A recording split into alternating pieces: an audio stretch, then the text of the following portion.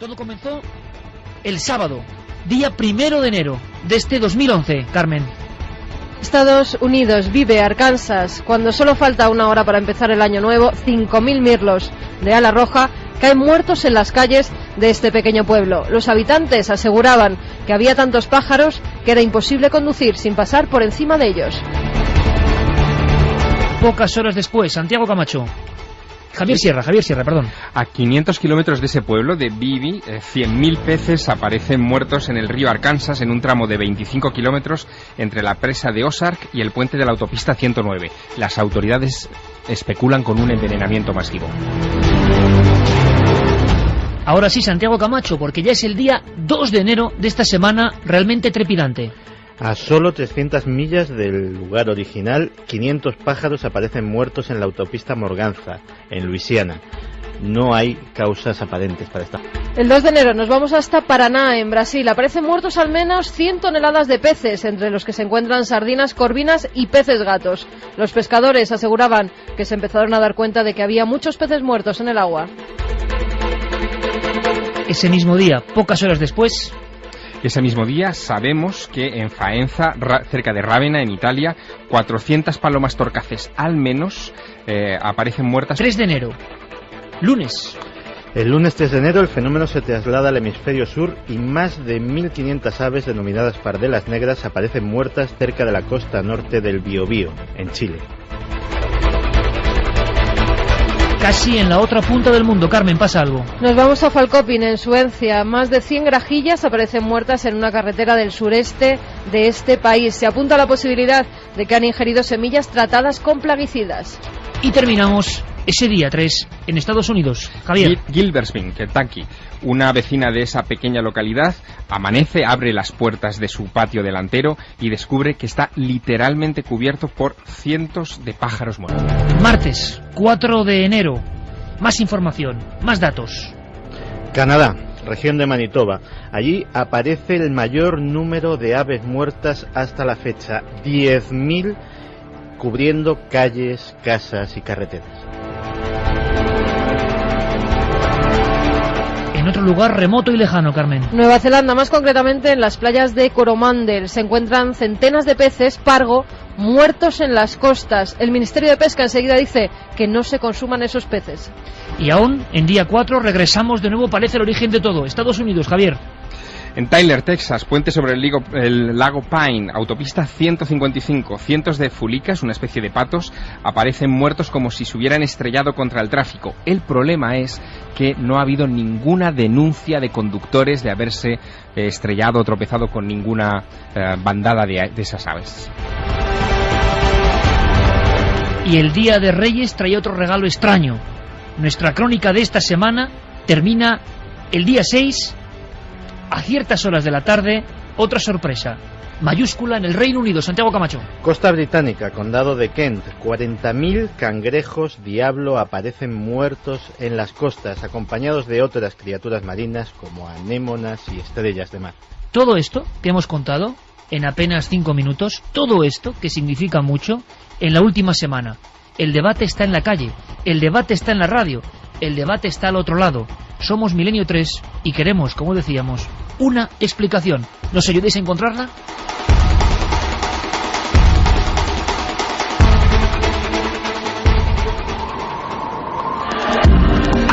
Nunca antes habías estado tan cerca de lo desconocido. Milenio 3. Cadena SER.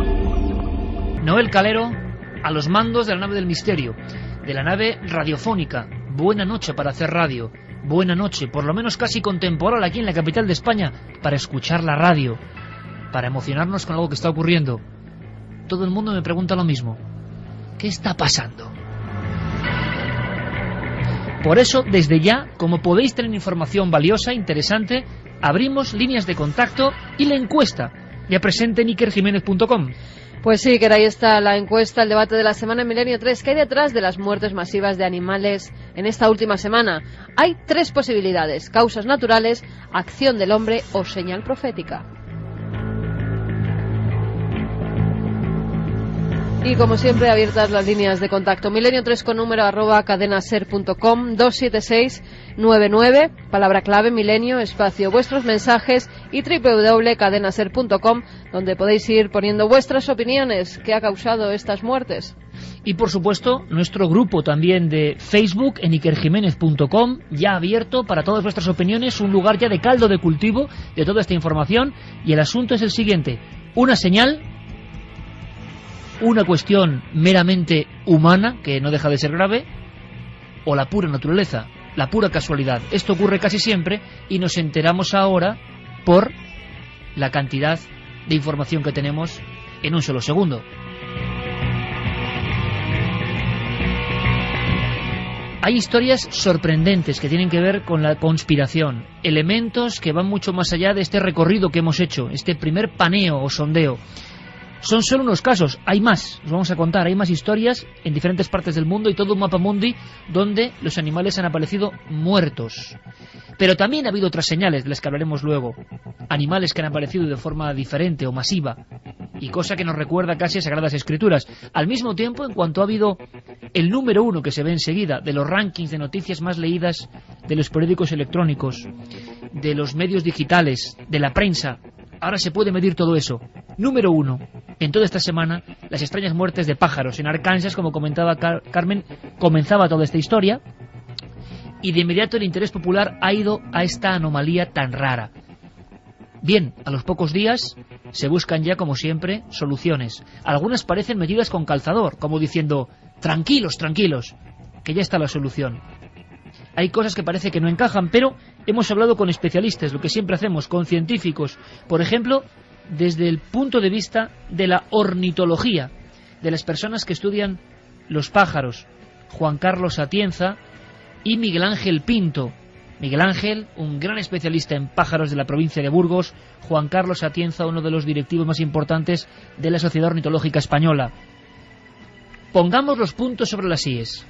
¿Esto es normal? ¿Esto ha ocurrido alguna vez en España, por ejemplo, con los pájaros? Hay muchas causas por las cuales de repente un grupo de animales puede morir de golpe. Una de ellas son los cambios bruscos de temperatura, los fenómenos meteorológicos que de repente a un bando, o bien en migración o en el dormidero, le encuentra el granizo. En un momento dado puede matar un número de pájaros importante. Otras veces por un susto brusco, y esto va en la línea de lo que se está barajando con los petardos y con los cohetes que han podido espantar a estos bandos de aves que estaban durmiendo y que han empezado a chocar en un vuelo errático loco nocturno contra edificios y han caído muertos y han aparecido, pues bueno, todo lo que se ha estado viendo en los medios de comunicación. Causas por las cuales puede haber una mortandad masiva en un momento dado sin que sea ni una enfermedad o un producto químico contaminante que aparezca en el medio o algún otro fenómeno inexplicable, pues evidentemente se producen y hay explicaciones para ellas. Lo que yo creo que es importante saber es que estos son situaciones que ocurren de forma habitual. Cuando digo habitual no quiere decir que sea todos los días, pero sí que de una forma más o menos normal. Por ejemplo, para hacernos una idea, en los últimos 9 meses en los Estados Unidos se han identificado una treintena de episodios de mortalidades masivas de distintos animales silvestres, entre ellos las aves.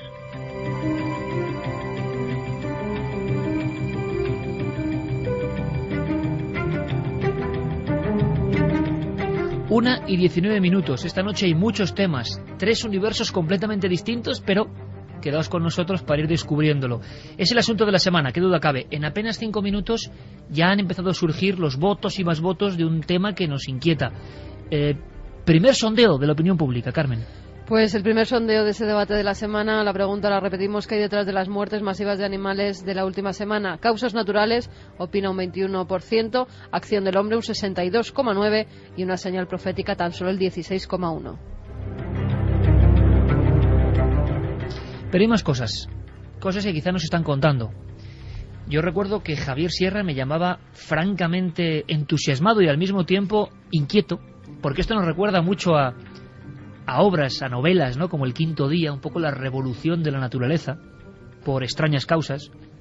Y tú hilabas una serie de temas y quiero que me cuentes junto con Santi Camacho, que le cuentes a la audiencia porque son alucinantes. La teoría de la conspiración pronto abandona los foros y las páginas más o menos amigas del misterio, que luego comentaremos cuál es su hervor, qué es lo que dicen, y se traslada a las primeras páginas de la prensa seria en Estados Unidos. Y aparece el nombre de un ser humano en todo esto metido. Un ser humano. ¿Quién? Bueno, pues aparece efectivamente un personaje que parece sacado de una novela de intriga. Se llama John Wheeler III, tiene 66 años y fue asesor de Ronald Reagan y de los dos presidentes Bush en los Estados Unidos, es decir, muy escorado hacia el ala republicana de la política norteamericana. Y este personaje, en un viaje que hace entre Washington y Delaware para visitar a su familia en las Navidades, el 28 de diciembre, en ese viaje en tren, que lo hace por vía sobre ferrocarril, desaparece por completo.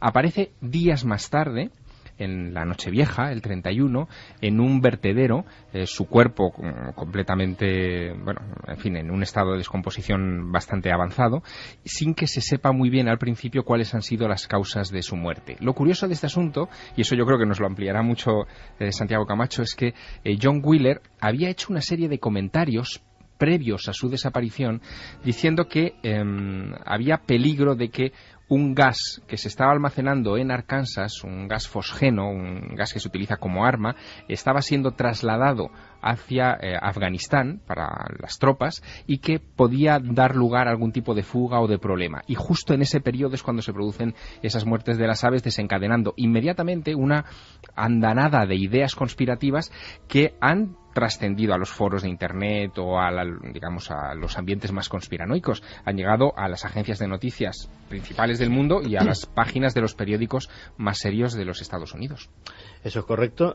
Precisamente nada más llegar le comentaba a Javier como una noticia aparentemente, entre comillas, conspiranoica, pues acababa de aparecer en un boletín de France Press, por ejemplo. Y es que efectivamente el asunto es grave porque estamos hablando de un político de primera línea. Pues a modo de curiosidad, por ejemplo, el famoso muro de los veteranos de Vietnam, que es una cosa icónica que hay en Washington, él fue el impulsor porque él mismo combatió en la guerra de Vietnam. Estamos hablando de un personaje muy conocido. Y la verdad es que alrededor de su muerte hay hechos sumamente extraños. Por ejemplo, todavía no se ha dado un informe oficial de la autopsia. Sí se ha confirmado que estamos hablando de un homicidio, es decir, no es una muerte natural, pero nadie ha hablado todavía de las causas. No sabemos si este señor ha sido envenenado, tiroteado, apuñalado. Sin embargo, sí que hay testigos e incluso una filmación de vídeo que nos hablan de que durante días llevaba teniendo un comportamiento extraño, errático. Es más la palabra que más se utiliza, como si estuviera embriagado de alguna forma, aunque era abstemio completamente y de hecho en aquellos días no había ingerido una gota de licor. Sin embargo, tenía un comportamiento como ido.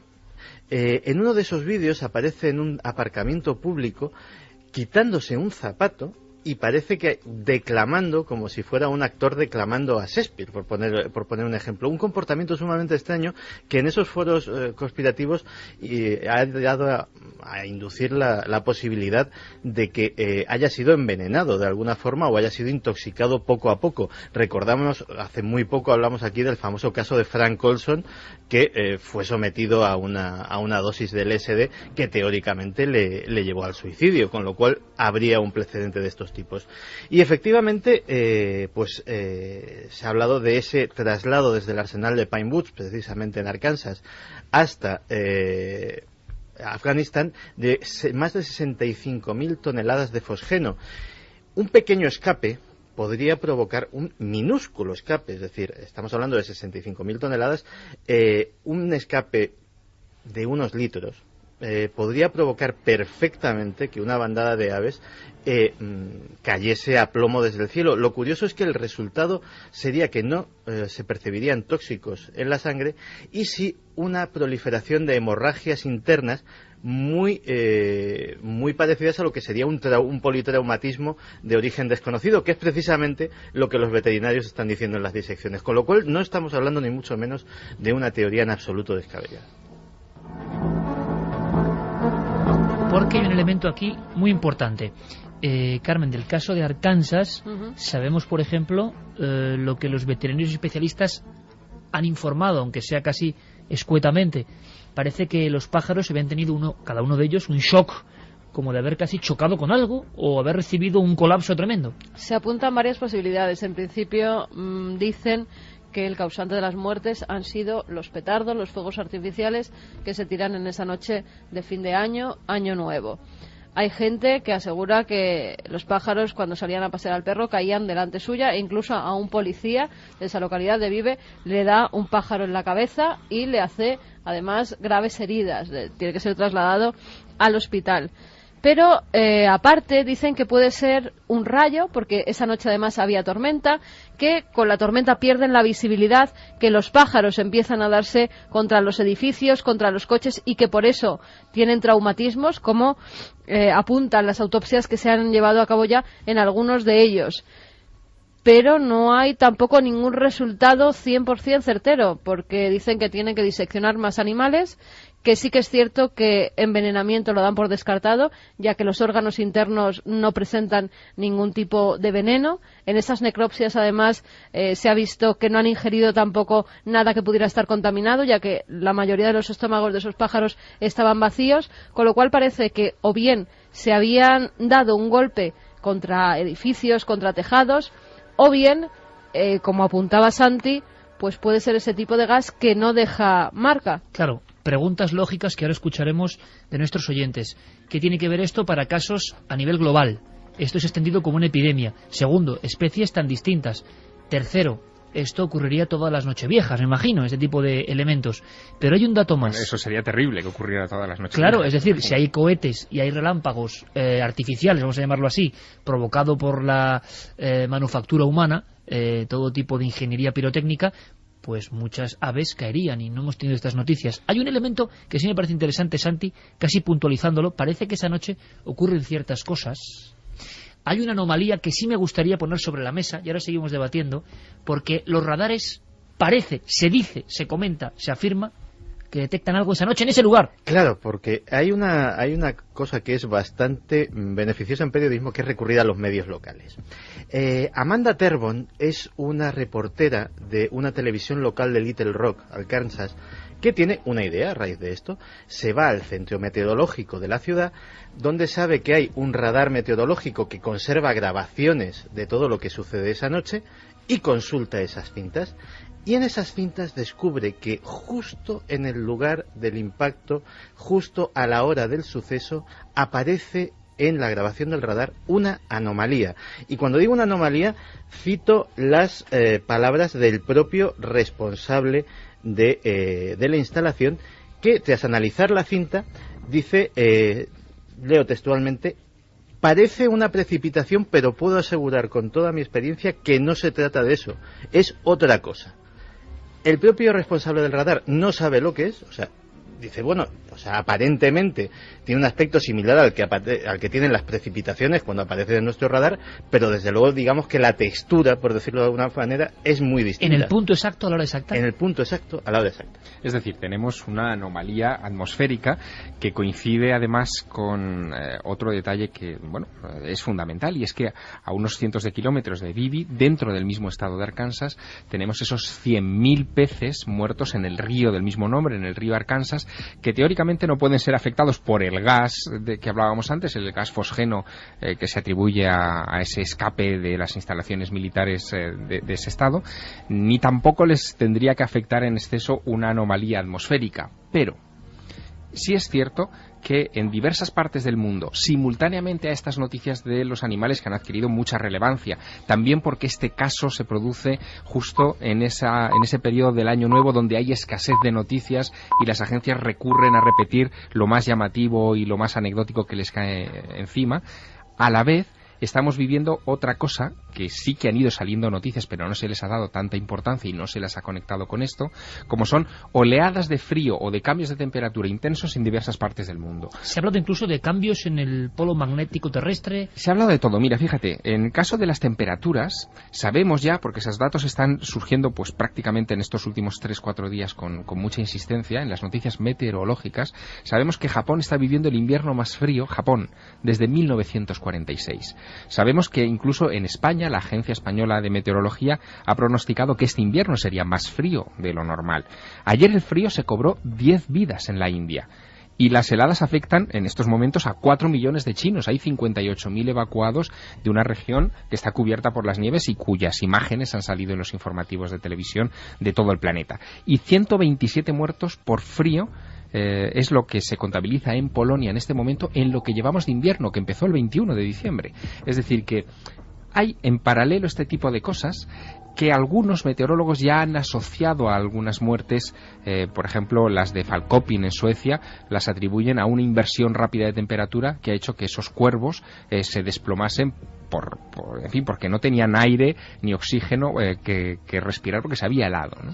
En los foros de Internet, en los foros de seguimiento de los misterios, Santi, ¿qué términos vuelven a relucir? Recordamos que este verano la Unión Soviética, antigua Unión Soviética, Rusia, había dicho claramente, algunos de los organismos gubernamentales se habían atrevido a dar ese paso, que el proyecto HARP había tenido que ver con los incendios que habían asolado parte de su superficie. Las palabras HARP, armas sónicas y un sinfín de asuntos que siempre están ahí en la tramoya de la realidad, pero que se acude a ellos rápidamente, han salido a la palestra. ¿Cómo bulle ahora mismo, a la 1:32 de la madrugada de este día, una semana intensísima, el mundo conspiranoico, Santi? A esta hora el mundo conspiranoico habla mucho, lógicamente, de este asesinato del que hemos hecho la pequeña crónica, pero también un viejo conocido de los aficionados a la conspiración, Alex Jones, y muchos de sus seguidores están hablando de el HARP y de un concepto que se está haciendo muy popular en la red gracias a este asunto, que son las armas escalares. Serían un tipo de armas electromagnéticas cuyo origen datan ni más ni menos que al genial Nikola Tesla y que pues podrían estar en el origen de muchos fenómenos anómalos e inexplicables, tanto atmosféricos como de este tipo. El rayo de la muerte. El rayo de la muerte de Tesla, sí señor. Hombre, Tesla prometía hacer caer decenas de aviones a cientos de kilómetros de distancia. Podría hacer caer también igualmente a los pájaros. Pero, aparte de eso, también se está hablando muchísimo de ese presunto cambio de polaridad de la Tierra, que podría estar de alguna forma desorientando de una forma fatal a muchos animales, cambiando su comportamiento e incluso provocando actitudes suicidas. Es más, nos han llegado noticias que me gustaría confirmar con la audiencia. En España, en algunas ciudades, ataques de gaviotas, creo que en la provincia de Barcelona y en algunos otros lugares, y en el fondo cambios de comportamiento en los animales. La panoplia de especies es tan sorprendente que, en fin, hablando del tema de los pájaros, otros especialistas, antes hablábamos con dos ornitólogos, pero dos zoólogos, como los buenos amigos Luis Miguel Domínguez y Fernando González Siches, nos dan también su opinión. Primero, parece que estos hechos ocurren desde el tiempo remoto. Hay quien ve en estos señales, y ahora vamos a hablar de las señales, vamos a acudir incluso a las Sagradas Escrituras para ver si se habla de esto. Debemos de contemplar todo lo que nos sugiere este mundo curioso. Y me parece muy ventajista, porque además, en fin, está así el patio periodístico. Cuando hay una noticia que parece curiosa se da, cuando los 3 días se correlaciona con el resto del mundo y se ve que esto parece grave, de inmediato hay una explicación, y como muchos colegas, a mí eso sí que me parece sonrojante, y además acuden a resuelto, como si hubiera un interés tremendo en que no se siga hablando de un tema. Todos apuntan a que no hay ninguna correlación entre unas muertes y otras, ni con los peces, ni con los pájaros, ni de diferentes países, ni incluso de diferentes continentes, que es simplemente una casualidad. Una casualidad que está ocurriendo exactamente ahora. Les preguntábamos por estos hechos que sobre todo han sobresaltado al mundo de la zoología a 2 ejemplares de buenos zoólogos. Una tormenta, un tornado, se da muchísimo por allá, ha podido echar abajo a estos miles de animales, desplazarlos además de su ubicación habitual y llover literalmente pues a cientos de kilómetros, a decenas de kilómetros del lugar en el que ha ocurrido este fenómeno meteorológico. Es algo que se viene produciendo de antiguo, desde que hay escritos sobre el mundo natural. Si hay alguna causa que les levanta del suelo o de los árboles cuando vienen estas grandes tempestades, es bastante frecuente y bastante normal que caigan al suelo, y son pájaros muy frágiles.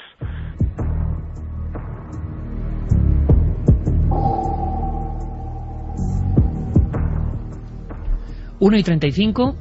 ¿Tenemos algún problema de conexión con nuestra web de asimilación de mensajes? Pero vamos a intentar arreglar en tiempo récord todo tipo de conexiones. Repetimos las vías de contacto de todas formas que están activas. 27699, palabra clave milenio, espacio vuestros mensajes, y por ahora milenio3 con número @cadenaser.com. Parece que tenemos problemas con la web de la cadena SER y estamos intentando arreglarlos para que esos mensajes nos lleguen. Pero bueno, todavía están esas dos vías de contacto, Iker. Vamos a hacer una cosa, porque el asunto tiene muchos prismas. Has hablado, Javier, con Antonio Piñero. Parece que los zoólogos y, por supuesto, los especialistas en naturaleza quitan hierro al asunto y dicen que esto ocurre siempre. Hombre, si uno hace el paneo que hemos hecho, se queda sorprendido. 40.000 cangrejos, por ejemplo, junto a estrellas de mar y anémonas. Había en Estados Unidos noticias, precisamente National Geographic este mes hablaba de las masivas muertes de murciélagos en Estados Unidos. Miles y miles y miles de ejemplares convertidos en amasijo, atacados por algún tipo de hongo. Y llevamos, es más, yo lo comento ahora, tenía previsto en mi agenda negra, hacer un programa algo así como qué está pasando con los animales, con otras perspectivas incluso de cambios de comportamiento, pero hemos tenido que adelantar todo esto por la pura actualidad. Pero llevamos un tiempo recibiendo este tipo de informaciones.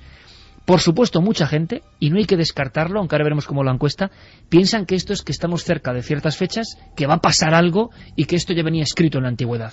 Bueno, te puedes imaginar que en Bibi, Arkansas y en los estados colindantes todo este asunto se ha tomado desde una perspectiva incluso religiosa. Sabemos, por las noticias que han aparecido en los medios locales, que las iglesias se han llenado más que nunca en estos días de gente orando porque veían en todo esto lo que se denomina en el argot religioso los signos del fin de los tiempos.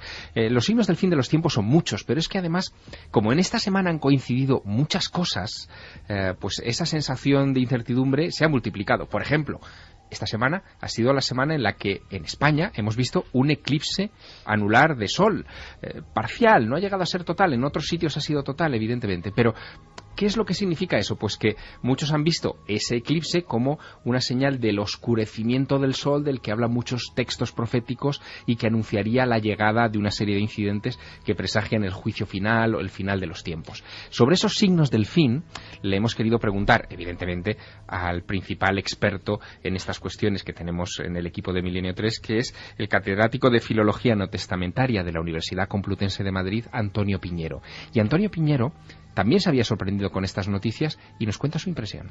Solo en una ocasión he leído algo de los fenómenos que ahora pues yo he visto en el periódico, y yo creo que eso de la caída de pájaros pues no lo he visto prácticamente entre los signos del fin, nada más que en un apocalipsis muy tardío que se conserva en lengua copta, que es el apocalipsis de Elías, y que habla efectivamente que los pájaros caen del cielo a la tierra de una manera insospechada. Algunas de las estampas del Apocalipsis aparecía el ángel del ajenjo, de la estrella del ajenjo, y es de los pocos grabados donde los pájaros van cayendo muertos del cielo, ¿no? Todo esto en una versión conspiranoica, evidentemente, que choca frontalmente con la científica, aunque yo he de decir que sondeando con los buenos amigos científicos, zoólogos, ornitólogos, dicen que, hombre, que sí, que puede pasar. No es tan frecuente la hilazón de asuntos tan seguidos, porque además, Santi, permíteme, porque hay última hora, a estas mismas horas de la madrugada, en esta semana intensa, hemos leído unos 15 acontecimientos de muertes masivas de animales. Siguen sumándose nuevos acontecimientos, que ahí está la gran pregunta, amigos. Tenemos más información que nunca y por eso lo sabemos, pero nunca hemos vivido un inicio de año, desde luego, y había la misma información y capacidad de encontrar noticias que ahora, como este. Bueno, antes justo de entrar en el estudio, estábamos preparando y veíamos las últimas noticias, y en Taiwán, Iker, hoy mismo ha habido muerte de cientos de pájaros diferentes. Ya hay vídeos, se ve como pájaros además de diferentes clases, porque es curioso. En Arkansas, por ejemplo, eran todos de una misma familia. Los peces pargos eran todos los mismos, pero en este caso ha habido variedad de especies. Además han caído en un campo de árboles frutales. Se ve pájaros de todo tipo y están investigando en Taiwán, incluso ya se han llevado a pájaros para hacerle esas necropsias. No sabemos todavía nada más. También en Quebec, en Canadá, 80 palomas muertas. Y ahora, a través de las líneas de contacto, Alejandra Leiva nos escribía desde Chile y nos decía que a propósito de muertes extrañas, hoy ha aparecido en las noticias de un canal chileno una nota acerca de muerte de crustáceos en las costas de Chiloé. Dicen que miles de langostinos vararon en diversas partes del archipiélago y creen que se debe al aumento de la temperatura. Son solo hipótesis porque sin estudios es muy reciente para determinar a qué se debe. Pero lo curioso es que continúan ocurriendo fenómenos extraños.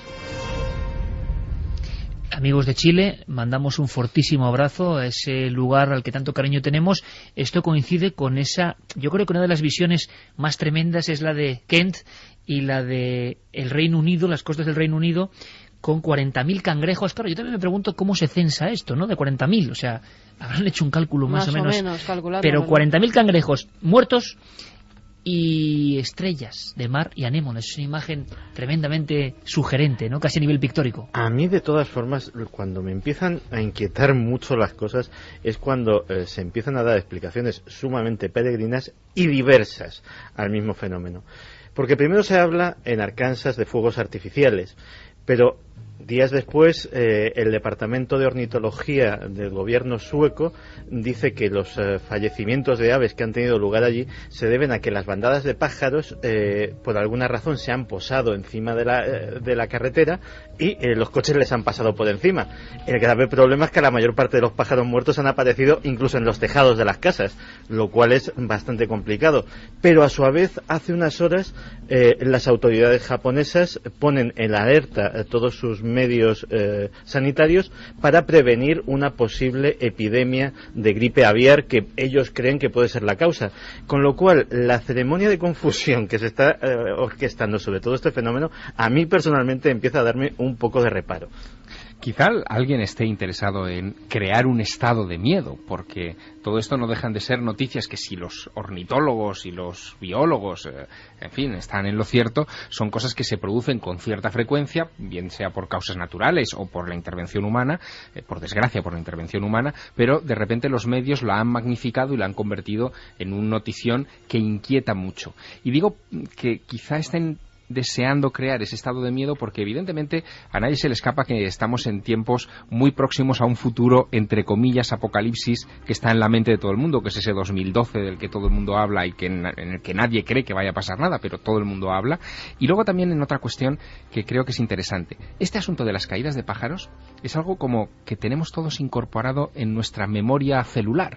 Hemos visto películas en las que aparece estas caídas de pájaros casi como el inicio de augurios funestos. La serie Millennium de Chris Carter, estoy recordando ahora, que fue el creador de Expediente X. Tiene ese elemento iconográfico de funesto. Incluso, fíjate, desde el punto de vista conspiranoico, seguro que todos en esta mesa nos acordamos de esa secuencia de encuentros en la tercera fase en la que se gasea a unos pájaros y a unos animales para hacer creer a los contactados que acuden a la montaña del Diablo en Wyoming que ese lugar está maldito y que no hay que aproximarse. Es algo que se crea, es decir, es una conspiración para hacernos creer o para hacernos temer.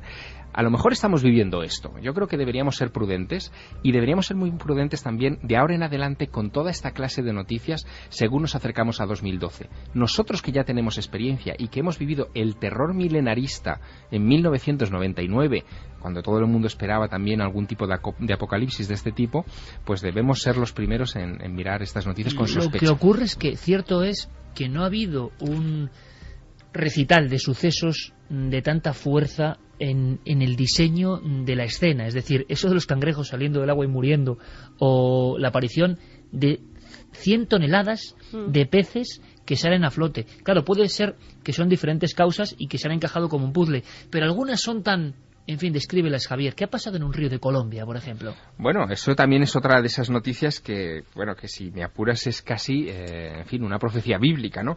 Fue el Día de Reyes en Santa Lucía, Colombia, cerca del río Magdalena, que es un lugar hermosísimo. Bueno, pues allí, a 10 kilómetros de terreno, de repente se llenan de renacuajos y pequeños sapos, como salidos de la nada, vivos, evidentemente, haciendo una alfombra biológica tremenda que a los habitantes de ese pequeño pueblo les trajo recuerdos de las plagas bíblicas de Egipto, ¿no?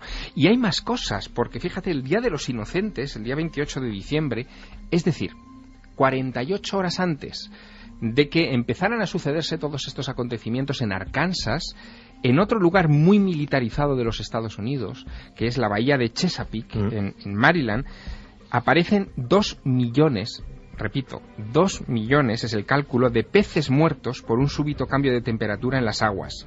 Algo, por cierto, que en ese mismo lugar, en la bahía de Chesapeake, vuelvo a repetir, fuertemente militarizada, ya ocurrió en 1976 y en 1980.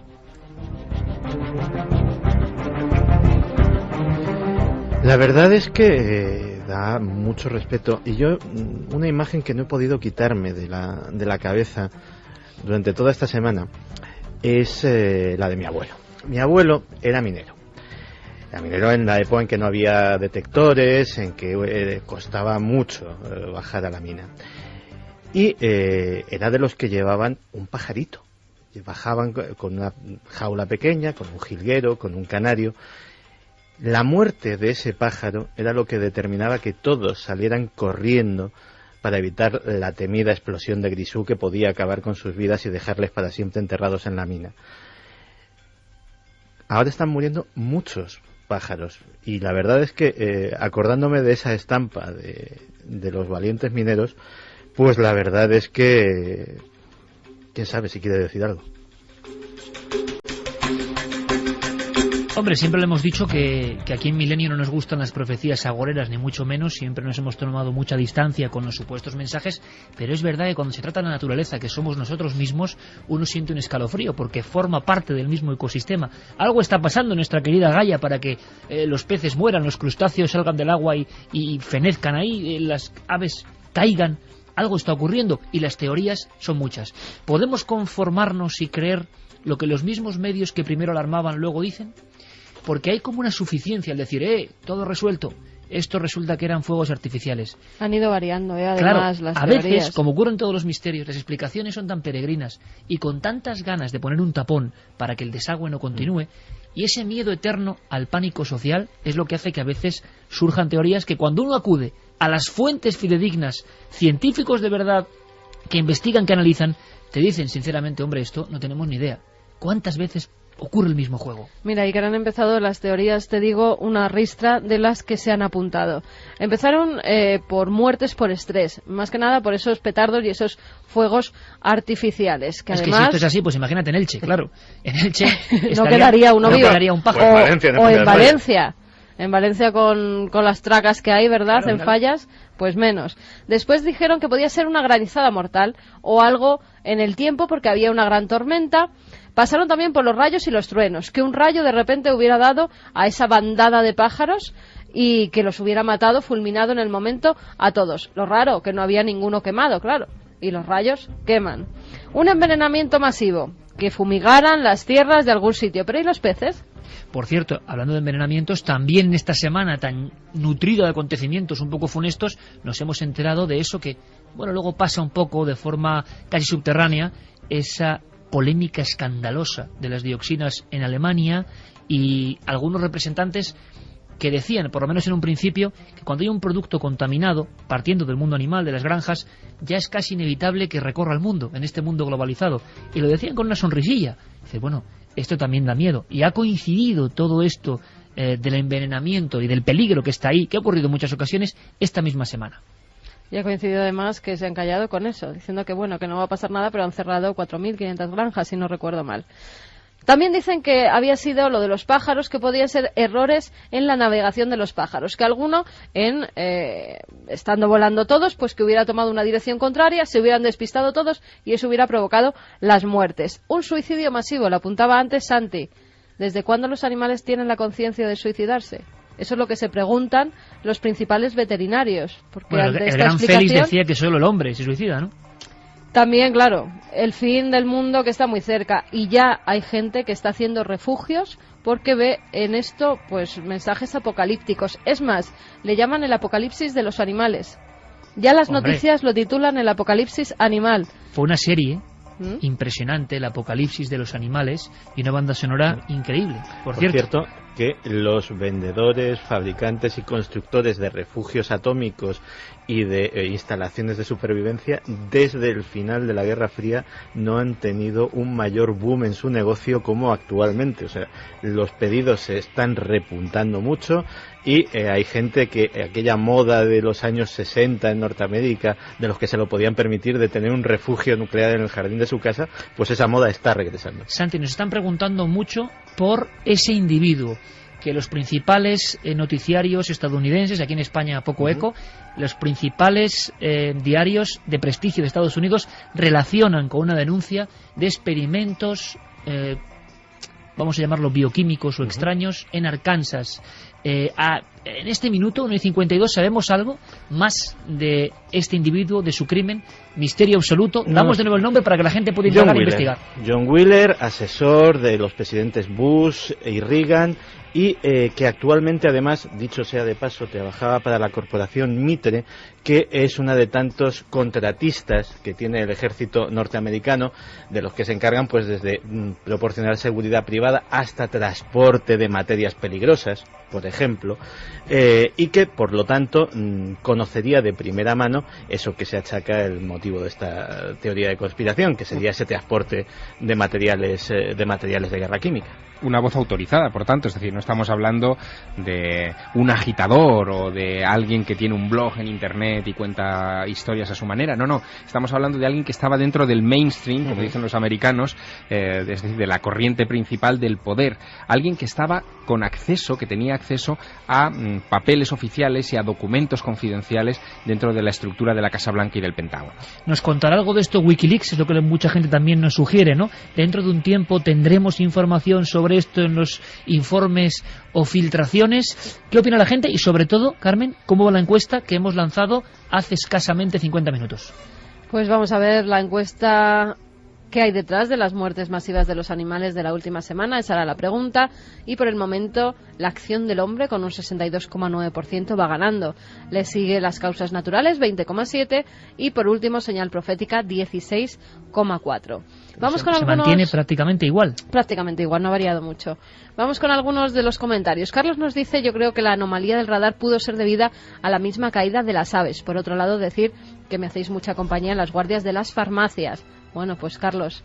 pero también... una bandada de aves no puede dar una señal, un eco en el radar, ¿no? Sobre todo porque hay un dato que se me ha olvidado, o sea, que no he mencionado, que es que la tal anomalía tiene un radio de 9,5 millas, es decir, de unos 15 kilómetros. Tiene que ser algo atmosférico, algo gaseoso. Algo enorme que había en aquella zona justo donde cayeron las aves. Luego ha dado mucho que hablar el hecho de que las primeras noticias, y a veces son muy buenas, ¿no? Las primeras declaraciones antes de que haya prudencia, hablaban los expertos ornitólogos, incluso estadounidenses, de que los pájaros parecía que habían chocado con algo, como cuando, por desgracia, en un accidente de tráfico, el cuerpo sufre ese golpe. ¿Golpe con qué? Hay explicaciones naturales a veces que son tan asombrosas casi como... Lo que pasa es que aquí es la profusión de casos. Pero hace unos años recuerdo una bandada, no recuerdo si de gansos o de patos, de una ave de este tipo, que fue literalmente succionada por una corriente de convección llevada casi a la estratosfera, y allí las aves se congelaron y cayeron a peso. Y era una bandada de considerables proporciones. Piensa que hasta el lunes de esta semana, no hemos tenido los primeros resultados de las pruebas forenses a 65 mirlos de los 5.000 más o menos famosos ya de Arkansas. Exacto, famosos de Arkansas, pues 65 se tomaron para muestras y se enviaron a la Comisión de Ganado y Aves del Estado, y en el laboratorio del Centro Nacional de la Salud de la Vida Silvestre en Madison, Wisconsin, les practicaron las primeras pruebas médicas que mostraban el trauma físico al que tú aludías, y también decían una cosa interesante, que tenían el estómago vacío, es decir, que se descartaba por completo la ingesta de algo contaminado, efectivamente, y decían que era como si hubieran sido golpeados por un rayo, pero, como también antes precisaba Carmen, sin signo alguno de quemaduras. El rayo que no quema. pero en cambio algunos tenían coágulos en el cerebro. Es lo que están también investigando. Además ha habido más muertes, en Florida, por ejemplo. Patos también, un caso con patos recientemente. Pelícanos, que estamos hablando ya de aves de cierto porte. Vamos con más opiniones. Nos escriben desde Sevilla José, que nos decía que es criador nacional de pájaros, que la caída masiva de aves se debe a una tormenta electromagnética y los peces a un cambio de presión. Bueno, pues interesantísimo, porque lo que queremos también es coordinar todo esto, que es lo que está, ¿no?, a nivel popular y en la creencia, y lo que dicen los especialistas. Hemos entrevistado unos cuantos, o sea que interesante, las tormentas pueden provocar esto según la opinión de algunos criadores de pájaros en España.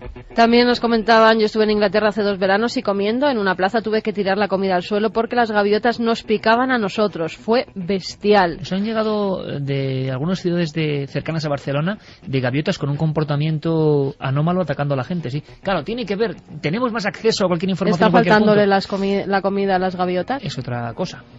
Saludos navegantes, puede ser que el comportamiento alterado de los animales se deba a la cuenta atrás en el calendario maya, nos apuntaba Iván.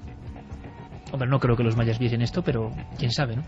Bueno, es otra de las teorías, ¿no? Es que hay otra cosa que a mí me causa también cierta inquietud, que es aquello de las profecías autocumplidas. Te veo inquieto, Santi. Que nos empecemos a obsesionar tanto con los fines del mundo y tal, que empecemos a propiciarlo de alguna forma. Desde Corea nos escribe Antonio Jara. ¿Desde Corea? Sí, que nos escucha allí el domingo por la mañana. Genial. A 9 p.m. aquí nos dice que trabaja en el sector de telecomunicaciones, ahora mismo en KT en Corea, y que es doctora además en la Universidad de Murcia. Dice que cree que el comportamiento caótico de los pájaros se puede deber a cambios en los campos electromagnéticos. Muchos animales se orientan por los campos magnéticos, causados por la red eléctrica, localización cercana de generadores, transformadores, además de la radiación propia de las redes de comunicaciones. Antenas de móviles...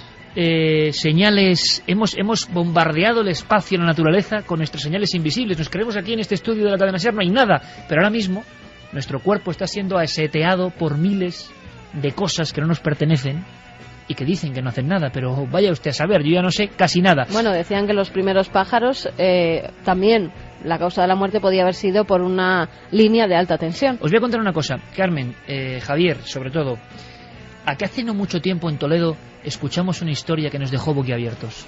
Desde luego que sí. Pero boquiabiertos de verdad.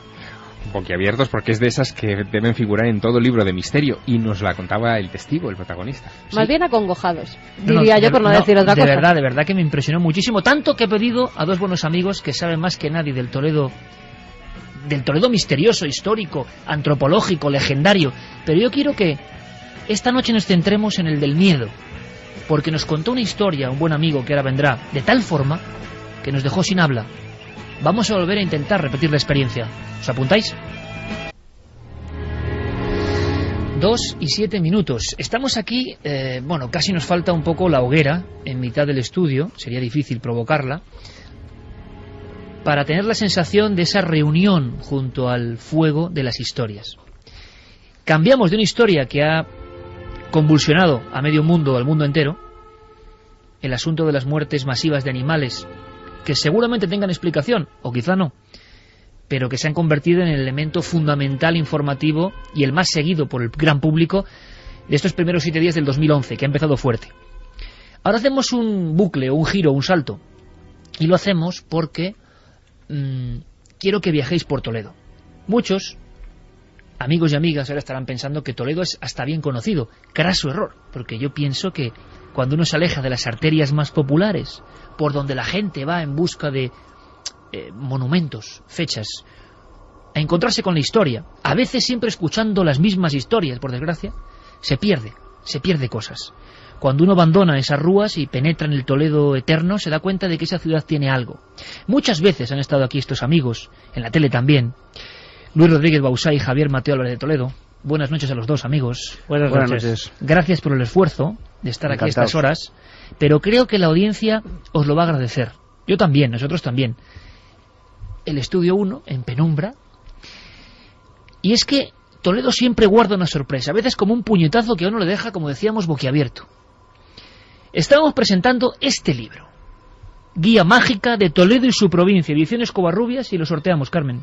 Sorteamos 3 ejemplares, Iker. Parece que ya la línea principal, bien, la de la cadena SER, se había caído el servidor, sí, se había como caído los pájaros. Como los pájaros, aquí todo lleva una relación.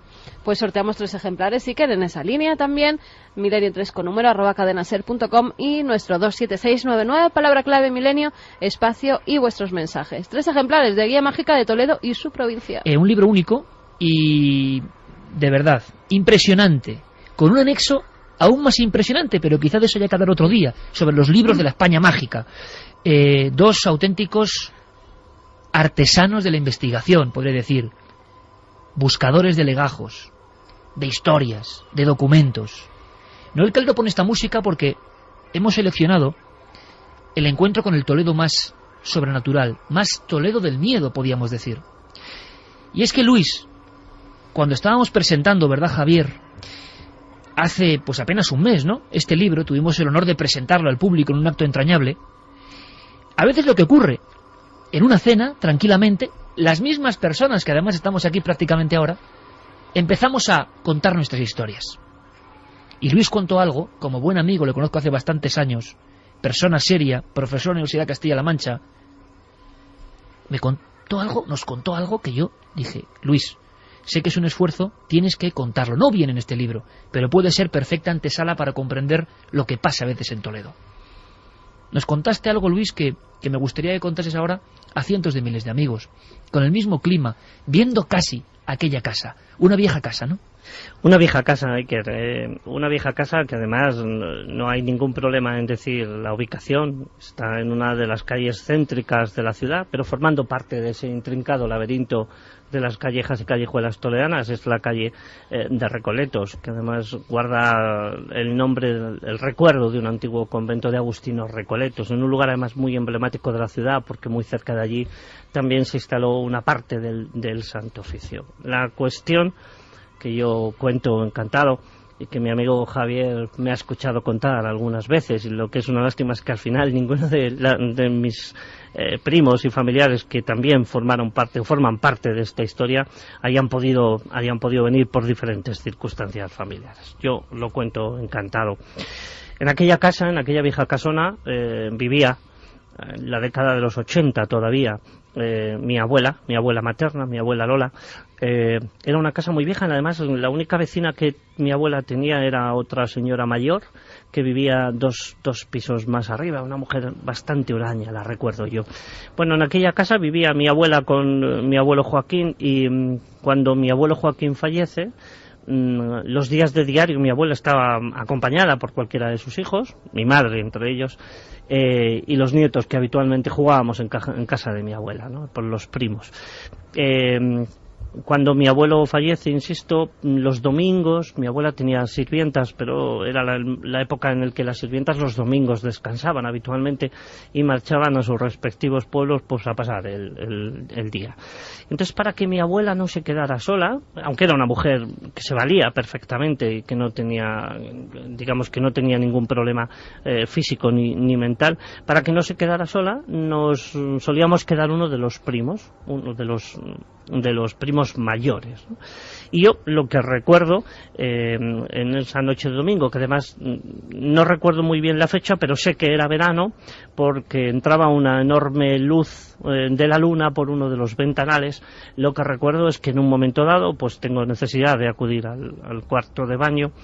Me levanto de la cama y, para no molestar a mi abuela, que solía dormir con la puerta abierta, pues ni siquiera encendí la luz, porque era una casa que conocía perfectamente. Había que recorrer un pequeño pasillo, en torno a 7-10 metros, bajar 2 pequeños escalones y caminar apenas 4 pasos más, y al girarte hacia la izquierda entrabas en el cuarto de baño, ¿no? Bueno, pues en el justo instante en el que yo me giro, adormilado, insisto, es verdad, pero me giro para encender la luz del cuarto de baño, mientras tanteo la pared, veo un pequeño resplandor en aquellos 2 escalones y vi con total nitidez, perfectamente iluminado. No creo recordar que fuera por la luna, sino más bien una iluminación que emanaba de la propia figura, pues la imagen de un niño que ahora, con los años pasados, que ya han pasado, pues puedo suponer que tendría entre 8 y 10 años por el recuerdo que yo tengo, y por lo que luego comentaremos, un niño sentado en aquellos 2 escalones, con las manos en las rodillas, unos pantalones cortos, una camisa blanquecina, pues con unos cuellecitos así en las mangas, en unos ribetes, creo que se llamaban puñetitas, en las mangas y en el cuello. Yo, como en aquellos momentos era pues un chico de 18 años, más bien alocado, y que no me dejaba impresionar fácilmente, no hice no me sorprendí prácticamente nada. Entorné los ojos, di la luz, y en ese momento allí ya no había ningún niño y nada. La consecuencia inmediata es que yo entré en el cuarto de baño, terminé, me volví a acostar, y ahí quedó aquella historia. Supongo que porque debí pensar en aquel momento que podía haber sido una mala pasada de mi imaginación, o que simplemente pues era una jugada de la luz de la luna que entraba por un ventanal que prácticamente justo caía en esas 2 escaleras, debí pensar, intuyo que aquello debió haber sido fruto de mi imaginación. Pero ¿cuál no sería mi sorpresa cuando mucho tiempo después, a la vuelta de 8 o 10 años, quizá alguno más, hubo una reunión familiar, coincidimos casi todos los tíos y casi todos los primos, en una casa que tenemos en cierto pueblecito de Alicante. Coincidimos allí, los padres, los tíos se marcharon a cenar y quedamos allí los primos, los grandes con los pequeñicos. Y en cierto momento, cuando ya todavía nuestros padres, nuestros tíos no habían llegado, en cierto momento los acostamos a los pequeños y en la terraza de aquella casa nos pusimos a hablar de muchas cosas, pero ya estábamos como bastante cansados. Y recuerdo perfectamente que uno de mis familiares encendió un momentito la tele, supongo que para ver si estaban poniendo algo de interés. Había un programa del Loco de la Colina que estaba entrevistando un medium. Y ese fue el detonante de que la conversación, que teníamos bastante animada, por cierto, cesara en aquel instante y pasáramos a hablar de este tipo de cosas. ¿Y cuál no sería la sorpresa? Que yo creo que nos llevamos todos. En aquel momento, cuando, si no recuerdo mal, mi primo Miguel fue el primero que dijo: yo una vez vi una cosa un poco extraña.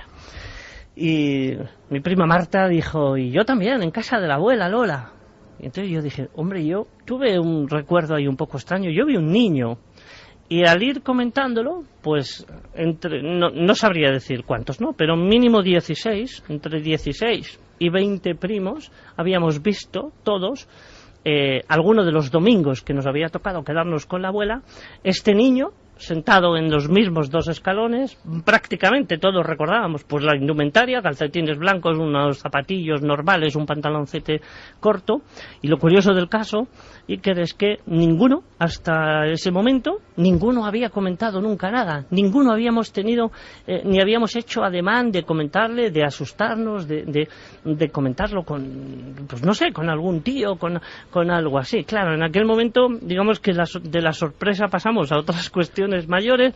Hubo algunos primos incluso que pensaron que era una broma, que habíamos pertreñado entre algunos cuantos pues para tomarles el pelo, pero claro, al hablar con ellos y decir: pero tú se lo habías contado a alguien, y aquello no había salido de la boca de ninguno de nosotros, pues digamos que la sorpresa fue mayúscula. Lo que hicimos a continuación fue esperar a que llegaran los mayores, sobre todo para interrogar a una tía a quien yo quiero mucho, mi tía Marisol, que era como la gran aficionada a la historia de la familia, lo sigue siendo afortunadamente, aunque ya es una persona de cierta edad, para que nos contara qué había pasado con cierta hermana de mi abuela, a la que llamábamos la tía Ana, que vivía también en esa casa, en una habitación que estaba siempre cerrada a cal y canto, y que por el simple hecho, es una tontería, ¿no?, pero por el simple hecho de que la habitación estuviera siempre cerrada nos producía pues cierta reticencia, incluso a mirar a través de los cristales que estaban adornando la puerta, ¿no?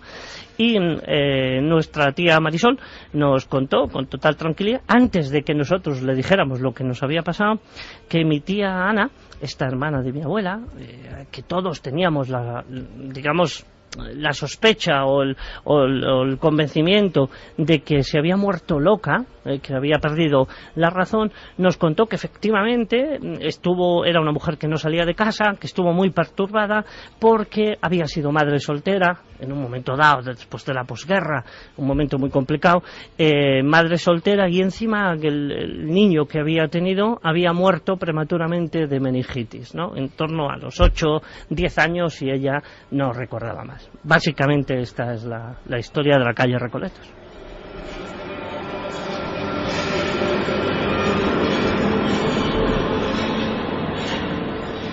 Creo, amigos, 2 y 19 minutos, que ahora entendéis nuestra expresión, que seguro imagináis al otro lado, que casi es la misma, ¿verdad, Javier? ¿Verdad, Carmen? De esta historia tan alucinante. Hay que decir que Luis Rodríguez Bauzá, nuestro querido amigo, ha intentado, ¿verdad?, que otros de los protagonistas, que en esa noche empezaron a desvelar su secreto familiar, todos habían visto al mismo niño, estuviesen aquí. Quizá en un futuro sea posible, pero lo cierto es que coincidíais todos, Luis, en la descripción. Básicamente, sí, básicamente. Bueno, lo que también recuerdo es que algunos de los primos, que en aquel momento debían ser los menores, mi prima Noemí, por ejemplo, rápidamente, o mi propia hermana, dieron el asunto por zanjado, ¿no? No querían volver a saber nada. De hecho, hoy, haciendo un intento para que si alguno se animaba a venir a intentarlo, no querían ni siquiera... Algunos recordaban con miedo la historia. Sí, no, es como un tema tabú en determinados círculos algunos prefieren, digamos, dar por zanjado el asunto diciendo, bueno, pues esto es mejor, hay cosas que es mejor no menear, hay cosas que es mejor. ¿Estás viendo no la cara hablar. de ese niño y qué ves, Luis?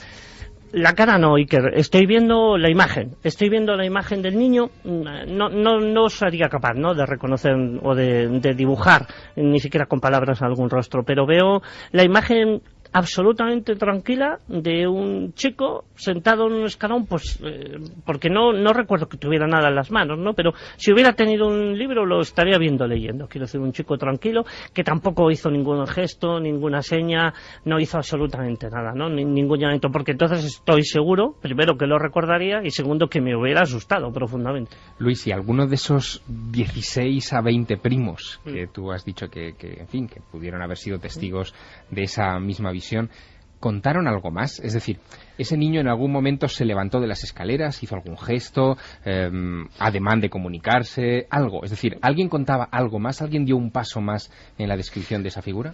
Que yo recuerde no, pero ¿sabes lo que pasa? Además, Javier, es que, bueno, primero, por circunstancias familiares, muchos viven fuera y nos vemos poco, y yo no recuerdo, después de aquel día de nuestra cita en Santa Pola, no recuerdo haber vuelto a hablar de esta historia con ninguno de mis primos, precisamente porque supongo que no le hemos dado ninguna importancia más allá de lo puro anecdótico. Es verdad, eso sí que es verdad, que mi primo Miguel estaba convencido, incluso hizo algún intento de convencernos tiempo después de que intentáramos indagar en este niño, ¿no? Porque, claro, lo primero que todos pensábamos y que a todos nos asaltaba era que este niño debía ser, sin ninguna duda, el hijo de mi tía Ana. El hijo de mi tía Ana. Pero... Eso pues lo dabais por hecho, vamos. Sí, lo damos. Yo, 15, 20 años después, lo sigo dando por hecho. Pero todavía viven los tíos, ¿no?, los familiares, y sí que es verdad que en aquel momento también ellos dijeron, no, pero esto, pues, que estáis tontos, venían a decir, no, pues esto, que os lo estáis imaginando. ¿Todos coincidían, Luis, en la misma zona de la casa? En las escaleras, en los dos, en aquel pasillo que iba desde las habitaciones, era una casa antigua, una distribución un poco extraña, y había un pasillo que hacía de distribuidor, y digamos que los 4 dormitorios estaban al fondo de ese pasillo, ¿no? En tanto que el comedor, la cocina, el salón y tal estaban en la otra parte, y como era una casa muy vieja, tenía diferentes alturas, se salvaba la altura que conducía de esas zonas de o sea, donde habitualmente se está, a las zonas de los dormitorios, se salvaba a través de un pasillo, insisto, 5 o 7 metros con 2 escalones, ¿no? Y aparte, tu tía Marisol, algún otro miembro adulto de la familia, o incluso tu abuela, llegó a comentaros algo de ese niño? ¿Ellos lo habían visto? ¿Algún adulto había visto eso? ¿O todos erais los adolescentes? Éramos los adolescentes. Los que mi abuela en aquel momento, cuando lo comentamos, ya no vivía, desgraciadamente. Mi abuelo tampoco. Y claro, los que nos quedábamos a dormir los domingos, que era el único día en el que mi abuela estaba sola, pues claro, si le hubiéramos dado importancia, imagino que le hubiéramos preguntado... No vuelves a dormir, desde luego. O te hubiera costado mucho, claro. Ya no lo tengo tan claro, pero lo que tengo seguro es que le hubiera preguntado también a las... ¿Y se sabe el nombre de ese niño? Pues mira, Iker, no lo sé.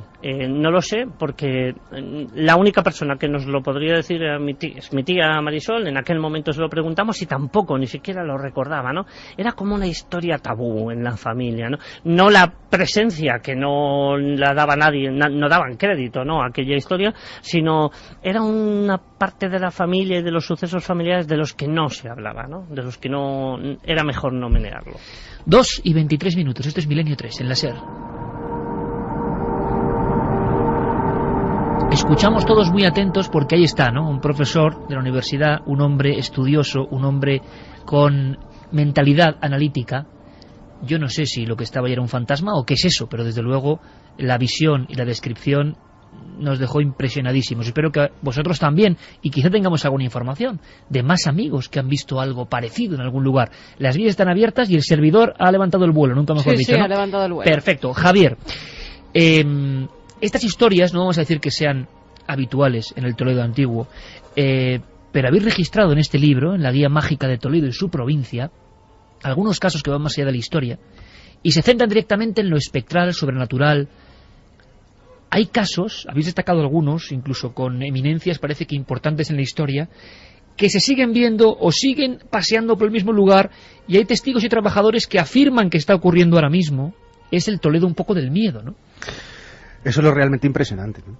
Estas son las cosas siempre que le pasan a los demás y siempre impresionan, pero cuando le pasan a alguien cercano a ti, como es el caso de Luis y parte de su familia, la que conozco bien, pues la cosa impacta todavía mucho más, ¿no?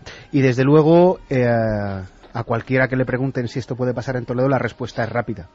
Y es que sí, porque Toledo, que suena a medieval, que suena a cardenales, que suena a iglesia, que suena a Inquisición, pues efectivamente lo tiene, pero lo realmente impactante es que ese tipo de cosas sigan sucediendo hoy. No podemos decir que de forma cotidiana, pero con cierta frecuencia. Javier, si hacemos claro, yo creo que la aparición del niño y sobre todo la descripción de la vestimenta, la expresión, no es nada aterrador en lo que el niño hace, está en unas escaleras aguardando. Es como si uno en ciertas horas de la noche se cruzase con otro espacio del tiempo y contemplase algo que el resto de la vida cotidiana queda vedado. Pero si hacemos en vuestro trabajo exhaustivo, no solo de este libro, sino de muchos, pero que francamente me tiene maravillado, un catálogo, no sé si llamarlo catálogo, pero ¿qué tipo de visión te viene ahora mismo a la cabeza, Javier, que no sea esta que nos ha contado Luis, que es como cuando el investigador se encuentra con el misterio, que también ocurre a veces? A lo largo de tus investigaciones por Toledo, ahora mismo, ¿qué espectro, aparición que hayáis investigado estás viendo ahora mismo? Pues probablemente alguno que me gustaría ver, además, y que no he tenido la oportunidad de hacerlo, como es el de Berruguete en el Hospital de Tavera. No tanto por la figura que representa, sino por el marco absolutamente impresionante que es el propio Hospital Tavera. Concretamente, vamos a entrar ahí, Javier. Entremos en un Hospital Tavera a las afueras del casco histórico de la ciudad, en pleno corazón de Toledo, en el que es un lugar absolutamente increíble, que alberga una inmensa farmacia, además plagada de venenos, que tiene un archivo absolutamente maravilloso, en el que un buen amigo además nos ha dejado entrar en algunas ocasiones, que hoy forma parte también sus instalaciones de un colegio, y que la parte que realmente nos interesa a aquellos que nos ocupamos de este tipo de cosas es lo que hay bajo tierra, ¿no? La cripta maravillosa y absolutamente espectacular que tiene bajo ellos, en los que el cardenal Tavera, aquel que da nombre al hospital, tiene un sepulcro cuya escultura que lo culmina, ya solo el rictus, la forma de la cara que tiene, impacta todavía, ¿no? Y en la que algunos que pasaron a la historia, no quizá por los estudios misteriosos, sino por otras cuestiones, como Lorca, como Dalí, como el propio Alberti, y en aquella extraña orden de Toledo que se juntaba en nuestra maravillosa ciudad con cierta frecuencia, visitaban cada vez que llegaban a Toledo, porque aquel lugar realmente les suponía algo distinto. Les imantaba, ¿no? Exactamente. Pasaron mucho tiempo por Toledo, ¿no? Pero uno de los símbolos o de los sitios mágicos a los que se acercaban era aquel sitio que frecuentaban cada vez que iban a Toledo.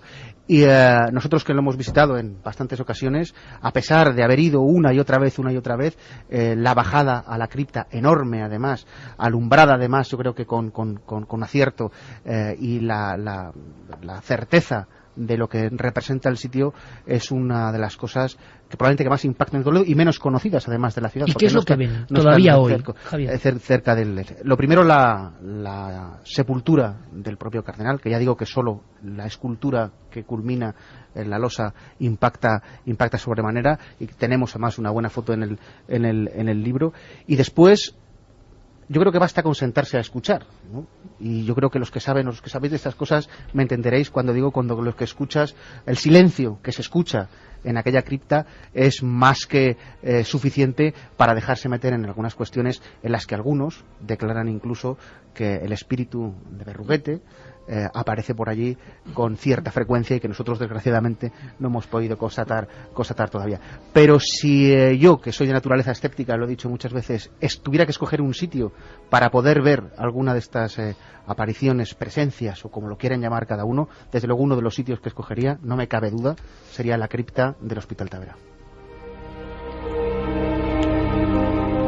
¿Y qué dice la gente, Luis, en la antigüedad y hoy, sobre las apariciones de algo en ese lugar? Yo tuve la inmensa fortuna, a través de la directora del archivo de Arantxa, que es una buena amiga, y de otro buen amigo de esta casa, que además ha venido un par de veces a hablar con vosotros y el programa de la televisión, que es Fernando Bodmediano, profesor de la Universidad Carlos III, en fin, nadie susceptible de ser sospechoso de nada, muy al contrario, profesa la más estricta ortodoxia, pero es un encantado, un enamorado de estas cuestiones. Este fue el primero que a mí me lo contó, pero insisto, yo acepto una invitación de parte de Miguel Bodmediano y de Arantxa para darles un curso a los técnicos del archivo, hace 5 años, no creo que fuera más, un curso sobre heráldica. Yo, entre mis aficiones, me diplomé en heráldica hace tiempo. En el archivo son todos técnicos, pero hay cuestiones de heráldica y alguna parte de genealogía que por su propia formación se les escapan un poco. Así que yo encantado, acepto dar el curso, y entonces se produce la situación de que, según voy ganando la confianza de estos técnicos, porque Arantxa la conocía, insisto, y a Miguel Bodmediano también, empiezan a contarme que están bastante sorprendidos porque, sobre todo los guardeses de aquel edificio, que como decía Javier es un edificio emblemático, están un poco asustados, no caminan por ciertas zonas, porque todo el mundo cree ver lo que identifican con el espíritu de Berruguete, básicamente por la vestimenta y sobre todo porque está enterrado, supuestamente está enterrado allí en una de las sepulturas. Es más, las mujeres de la limpieza se quejan reiteradamente de cuestiones como que, estando fregando, a una de ellas le arrancan del cuello una cruz que llevaba, sale rebilbando, por decirlo una expresión coloquial, aquella cruz con aquella cadena que se rompe inexplicablemente, o que los útiles de limpieza que tienen, que los guardan en cierto trasterillo, no terminan de guardarlos, oyen pequeño estruendo, vuelven a abrir y están todos tumbados, caídos, boca abajo, ¿no?, en un trasterillo que no tendrá más de 1 metro cuadrado. Entonces resultaba curioso, Iker, y me acuerdo que Bodmediano lo comentó, si recuerdas, Javier, era muy curioso porque cada vez que yo tomaba un café después de las sesiones del curso, que era un horario bastante intempestivo, porque luego tenían que abrir a las 9 de la mañana al público, bajábamos a tomar un cafetillo antes de que ellos abrieran, cada uno me daba su versión, ¿no? Me decía, oye, por aquí, hombre, yo no lo he terminado de ver, pero sí que es verdad que en zonas del depósito del archivo, o si tenemos que bajar a la cripta, bajamos de 2 en 2, porque ya estamos todos como un poco susceptibles a esta cuestión. Pero las mujeres de la limpieza lo han visto todos, y era la típica cuestión esta que decía, nadie terminaba de decir que lo había visto, pero sí que lo habían sentido, y por ejemplo, insisto, lo que decíamos hace un momento, ¿no?, la propia Arantxa o el propio Miguel Bodmediano comentaban con total naturalidad que era Vox Populi entre la gente del Museo Tavera y de la parte del Archivo Histórico Nacional, que dan por sentado que aquella figura que se aparece, aquella presencia, es berruguete, Vamos a ver qué dice el público, Carmen, que imagino que estaría impresionado con la primera historia del niño y que quizá, como suele ocurrir con la magia de la radio, tengan datos o de otras apariciones similares, porque en ocasiones los casos del misterio tienen como calcos en otros lugares, ¿no? Bueno, nos decían que una noche de febrero del año pasado, caminando cerca de la calle Recoletos, en el callejón del Moro, que el oyente que nos escribe sentía como una presencia que tenía gran fuerza, iba detrás de él. No sé si el callejón del Moro tiene alguna historia. Espero que no sea mi primo. También nos decía, viví 2 años en Toledo, se escuchaba cada viernes y sábado desde el valle, en el coche. Es sin duda una ciudad que hechiza. John desde Benidorm. Digna de una novela, la historia del niño. Ha vuelto a ir a la casa, han intentado averiguar quién era el niño. Vaya historia, y encima diluviando. Saludos desde Bujalance, en Córdoba. Bonito sitio. Es una noche especial, ¿no?, para contar esto. Y ahí está una pregunta muy lógica, ¿no? ¿Se ha hecho alguna investigación? ¿Has vuelto con otros ojos, Luis? No, pero la casa existe. Lo que pasa es que ahora es una casa moderna. La casa lo tiraron, lo derruyeron. La entrada la mantiene. Sé que el patio interior lo mantiene porque en cierta ocasión lo vi abierto.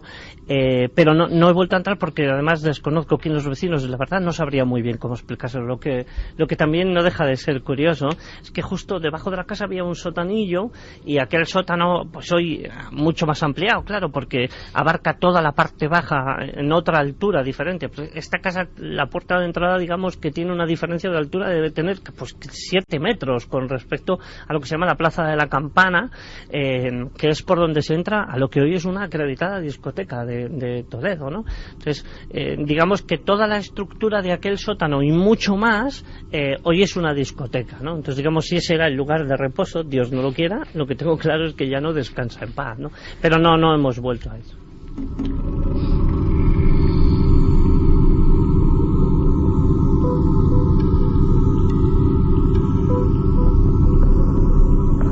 Paco Miguel nos decía que menos mal que esta historia del niño la hemos contado cuando ya ha acabado el turno de guarda, que si no habría apagado la radio. Marcela nos dice, solo con decir Toledo ya te transporta a un mundo misterioso. Sus calles están llenas de 3 culturas, una de las ciudades más maravillosas en las que he estado. Joaquín, que Toledo es maravilloso en todos los sentidos. Se repite constantemente, gente de toda España, Toledo es maravilloso, no está mal, ¿eh? Que nunca deja de sorprender. También Magnolia dice que lo que ha contado Luis Rodríguez es simplemente espeluznante. Tengo la boca seca y agradezco esa sencillez en la narración. Juan de Noel de Alicante, madre mía, estoy solo delante del ordenador y me habéis puesto los vellos de punta. Ahora estoy dentro de la cama, solo con la radio. Seguimos alternando opiniones de nuestros espectadores, oyentes, porque ya este programa casi es interactivo. ¿Vías de contacto, Carmen? 27699, palabra clave milenio, espacio, vuestros mensajes, milenio3 con número, @cadenaser.com, y ya tenemos www.cadenaser.com, donde ya Iker por fin ¡aleluya! Nos llegan los mensajes. Esto no es como los pájaros, esto ha resucitado y los mensajes no llegan, que sorteamos 3 libros. Guía mágica de Toledo y su provincia, nuestros amigos Luis Rodríguez Bausá y Javier Mateo Álvarez de Toledo, al que le voy a preguntar, siguiente estampa, siguiente aparición, en la antigüedad o más moderna, ¿dónde tenemos que ir? Santi, ¿te ha sorprendido la historia de... ¿No te esperabas tú que Luis se arrancase de esta forma, contando una cosa de esta forma, de esta manera, con estos datos, que no es ver una sombra, es ver algo absolutamente que parece casi físico? Y no solo eso, me ha sorprendido y además me ha encantado como ejemplo de esos, entre comillas, secretos familiares que tiene que haber en decenas, cientos, miles de familias de nuestros oyentes, historias que oyes a tus mayores, y que son tabú, ¿verdad? Claro. Y que no salen del círculo familiar. Y que muchas veces, o sea, lo que ha sido maravilloso es cómo tuvisteis esa reunión familiar y una historia que desconocíais que era compartida, la pusisteis en común. Me parece una escena preciosa. Pues hay que saber al final más de ese niño, Luis, y es casi una obligación de investigadores. Yo me comprometo a investigar sobre ese niño, ¿no? Sí, aunque solo sea el nombre, yo creo que se lo merece. Tienes un libro ahí, por cierto. No, es que es increíble, ese niño quiere decir algo. O sea, yo creo, sin lugar a dudas, lo que dice Luis, y lo que dicen sus primos, seguro. Entonces, claro, Eso es un fantasma. ¿Sabes lo que pasa? No lo sé, Iker, pero ¿sabes lo que pasa? Yo no tendría ningún reparo, ningún inconveniente. Estaría encantado, y me consta que Javier también, si no me tocara de cerca la cuestión familiar, ¿no? Ahí es donde... es espinoso un poco. Sí, digamos que tengo cierta duda moral, ¿no? Sobre que no creo que haya nadie de mi familia que se vaya a molestar, no es una cuestión que pueda molestar a nadie o inquietar a nadie, además, igual alguno con la vuelta de los años lo agradecería, pero no me gustaría encontrarme en la historia, ¿no?, de este niño con algo que no quiero encontrar siendo de mi familia, ¿no? Lo ha dicho muy bien, Santi, esa historia, pequeñas microhistorias que se guardan en familias y que muchas veces, por ejemplo, en estas mismas fechas, donde mal o bien las familias se juntan y hablan a veces de cosas de las que habitualmente no se habla, empiezan a surgir pistas, datos, se hace hilazón y a veces aparecen pequeños tabús que son misteriosos y nos interesan. Javier, seguimos contigo como guía. Vamos por Toledo, ¿dónde nos llevas? Pues podríamos entrar en algo que seguro que vuestros seguidores recordarán de hace algún tiempo, que estuvimos contando en Cuarto Milenio sobre el Alcázar de Toledo, pero como ya lo contamos allí, lo dejamos solo como recuerdo y nos bajamos muy cerca del Hospital Tavera, muy cerquita, la parte trasera, en lo que se llama en Toledo, los toledanos sabrán cuando les diga, la avenida Marqués de Mendigorría, donde está un conocido hotel, en una zona en lo que en su día estuvo un colegio de huérfanos que se llamaba el Colegio de Huérfanos Cristinos, y que tuvo una importancia realmente curiosa en Toledo, ¿no?, donde además ha habido varios colegios de huérfanos, algunos con algunas historias realmente curiosas. Pero centrándonos en ese hotel, insisto, antiguo colegio con téjalo, con colegio de huérfanos, en el que hoy todavía, en pleno siglo XXI, cuando nos acercamos a hablar, no hace demasiados meses, con algunas de las limpiadoras, porque algo nos había llegado respecto a algunas cuestiones que sucedían así, nos contaban cómo seguían oyendo voces de niños y pasos de niños corriendo. Y dirán, bueno, muy bien traído. No, la cosa curiosa es que cuando nos lo contaron y nosotros dijimos, lógico, si aquí hubo... A las personas con las que hablamos no sabían que haya había habido un colegio de niños, lo que quizá le pueda dar cierta veracidad a la cuestión que estamos contando, ¿no? Pero si nos retrotraemos evidentemente a años, incluso siglos atrás, en los que aquellos colegios, por llamarlos de alguna forma, en la que se almacenaban, y lamento decirlo así, a los chavalillos, a los zascandiles que se recogían por las calles en aras de una presunta caridad que luego resultaba eso, un almacén de chavales, pues puede ser bastante creíble. Si nos atenemos a aquello de que ese tipo de cuestiones surgen en aquellos sitios donde se ha sufrido, donde se ha padecido y donde se ha muerto a destiempo, ese puede ser también uno de los sitios paradigmáticos de Toledo en encontrar algunas historias que seguimos detrás de ellas. Es muy curioso porque con la visión de Luis, que narraba perfectamente en diapositiva, y la descripción histórica ahora de Javier, fíjate que fusionándolas, casi uno está viendo esa película que a mí de verdad me impresionó bastante, que tiene ya unos 10 años, ¿os acordáis? Hemos utilizado incluso sus músicas en ocasiones, igual recuperamos por ahí, ¿no?, alguna música del Espinazo del Diablo, esa especie de orfanato en mitad de la Mancha, y un niño que se aparece, un niño que recuerda una muerte trágica. Y yo cuando Luis, claro, lo que es la cinematografía y la mente humana y las neuronas, ¿no?, cuando Luis cuenta, porque esto nos pasa a todos, cuando leemos un libro nosotros ponemos la imagen, luego incluso nos decepcionamos, pero eso a veces pasa lo de la tele, ¿no? No es como tú lo has visto. Habrá ahora mismo 750.000 niños configurados en la mente de los oyentes, que lo han visto sentado en las escaleras con su traje y mirando. Cada uno tenemos nuestra imagen. A mí se me parecía ese niño del Espinazo del Diablo, con lo que cuenta ahora Javier en ese ambiente. Y es que Toledo es superposición de ambientes constantemente, y el patrón del dolor, Luis, que siempre parece que acompaña a estos aparecidos, si es que son esto, que no lo sabemos. Y otro elemento interesante, que muchas veces las figuras, y podemos contar, aunque indagaremos más, nosotros hicimos contigo un programa de Milenio 3 en el 2003, en San Pedro Mártir. No tocamos mucho el tema, pero ahí se aparecía el fantasma, decían muchas personas de una religiosa, y además siempre como haciendo el mismo recorrido, cosa que le da como una enjundia, ¿no?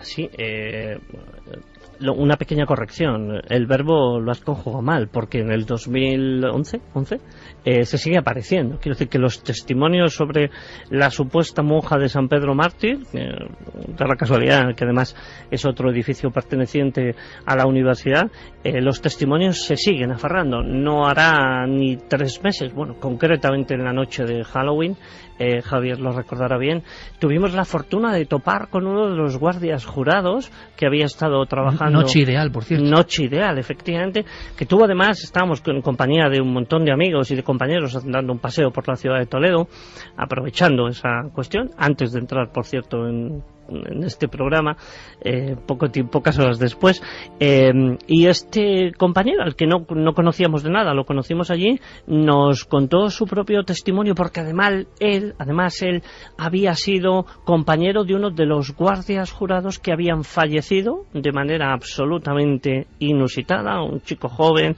que no tenía ningún tipo de cardiopatía, ni se le conocía ninguna enfermedad, y que apareció a las pocas horas en el interior de esa iglesia con un rictus de horror tremendo caído entre los bancos, ¿no? Algo que fue tremendo y que de alguna manera la prensa se percató, se hizo eco y ¿Se ha sabido algo, Luis, de esa muerte? Si se ha sabido, no ha trascendido, ¿no? Yo tengo claro, ¿no? Y parece lógico y evidente que hay ciertas cosas que deben ser, digamos, quedarse en la esfera de lo privado, y la familia, imagino yo que pediría la autopsia, pero no ha trascendido. Pero como tú bien sabes, sí que, y ya lo hemos comentado en alguna ocasión, no fue el único. Y aquella supuesta monja, además, es curioso, ¿no? Porque la única... eso fue, además de uno de los lugares imprescindibles del Toledo inquisitorial, porque de esa iglesia de San Pedro Mártir salían todos los procesados y penitenciados de la Inquisición de Toledo cuando se celebraban los grandes autos de fe en la ciudad. Estoy recordando, por ejemplo, el de 1561, con más de 400 penitenciados allí reunidos. Insisto, en aquel lugar, que fue un antiguo convento también de dominicos, nunca ha habido enterramientos de mujeres, pero sí hay una mujer, que además le llaman la malograda.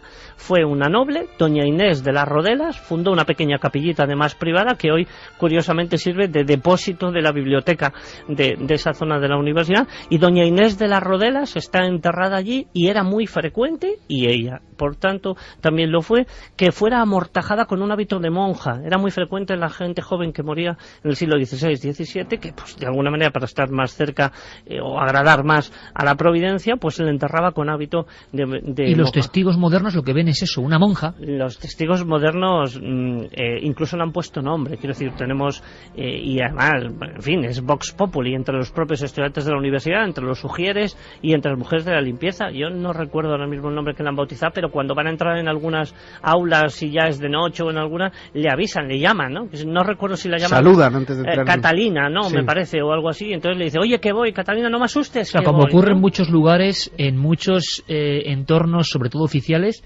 en los cuales las personas que trabajan allí ya como han asimilado a la figura que se aparece, la han bautizado como para separarse de ese miedo y conviven con ella más mal que bien. Pero es que fíjate que ese edificio, en Toledo pasa mucho esto además, yo me imagino que en otros sitios también, ¿no?